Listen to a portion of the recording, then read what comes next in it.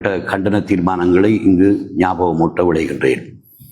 பலஸ்தீன மக்களை காலாதிகாலமாக ஒடுக்கும் இஸ்ரேலின் அடாவடித்தனத்தை இந்த உயர் சபை மீண்டும் ஞாபகமூட்டுவதோடு உலக நாடுகள் இதனை அக்கறையுடன் தட்டி கேட்க முன்வர வேண்டும் என்று கூற வேண்டியிருக்கிறது. மானுட தர்மங்களை நேசிக்கும், அமைதியை விரும்பும் உலகில் அனைத்து தேசங்களும் ஒன்று கூடி இந்த திணிக்கப்பட்ட யுத்தத்திற்கு முடிவு கட்ட வேண்டும் என்பதோடு அக்கரைப்பற்று மாநகர சபை இலங்கை அரசுக்கும் தெற்காசிய நாடுகளுக்கும் அரபு மற்றும் உலக வல்லரசுகளுக்கும் இத்தால் தீர்மானங்களை முன்மொழிகிறது. ஒன்று, இந்த தீர்மானங்களுக்கு ஆதரவாக நீங்கள் எல்லோரும் அல்லாஹ் அக்பர் என்று ஆதரவை தெரிவிக்குமாறு வேண்டிக் கொள்கிறேன். முதலாவது, சர்வதேச சட்டங்களை மீறி ஈரான் இஸ்லாமிய குடியரசு மீது தாக்குதல் நடத்தி அதன் ஆன்மீக தலைவர் இமாம் சயீத் அலி ஹுசைன் கொமேனி அவர்களை படுகொலை செய்ததை இவ்வுயர் சபை வன்மையாக கண்டிக்கிறது.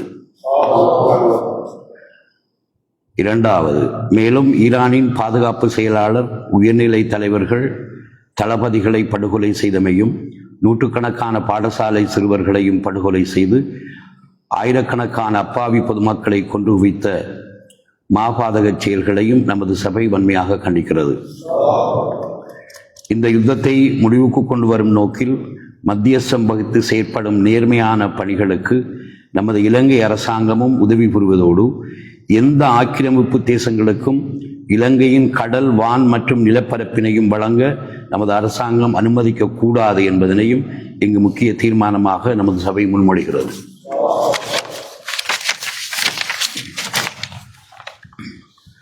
பயிற்சியில் கலந்து கொள்வதற்காக நிராயுத பாணியாக இலங்கை கடற்பரப்புக்கு அருகில் பயணித்த ஈரானிய கடற்படை மாலுமிகளை சர்வதேச சட்டங்களை மீறி அமெரிக்க படைகள் செய்த படுகொலைகளை நமது சபை வன்மையாக கண்டிக்கிறது.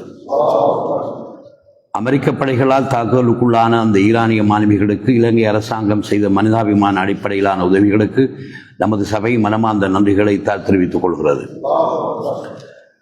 சர்வதேச சட்டங்களை மீறி மனிதகுலத்தின் அழிவுக்கு காரணமாக செயற்படும் இஸ்ரேலிய பிரதமர் பெஞ்சமின் நெதன்யாகுவையும் அமெரிக்க ஜனாதிபதி டொனால்டு டிரம்பையும் சர்வதேச குற்றவியல் நீதிமன்றத்தில் முன் நிறுத்தி யுத்த குற்றங்களுக்கான விசாரணைகளை நடத்தி தண்டனை வழங்க வேண்டும் என்றும் இந்த உயர் சபை உலக நாடுகளை வேண்டியிருக்கிறது. ஈரான் இஸ்லாமிய குடியரசின் இலங்கைக்கான தூதுவர், இலங்கை நமது நட்பு நாடு என்றும் இலங்கை ஈரானிடம் எரிபொருள் மற்றும் அத்தியாவசிய பொருட்களை கோருமிடத்து அவற்றை வழங்க தயாராக இருப்பதாக இலங்கை மீதான அன்பை வெளிப்படுத்திய உயர் பண்பினை இந்த உயர் சபை மனமாற பாராட்டுகிறது.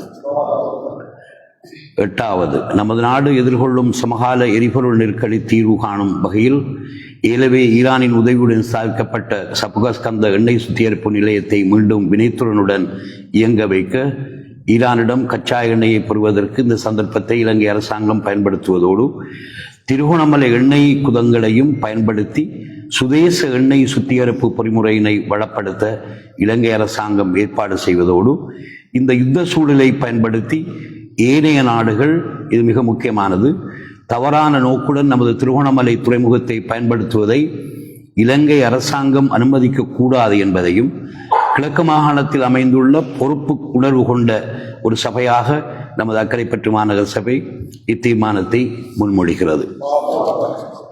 கடைசியாக, உயிர் நீத்த ஈரானின்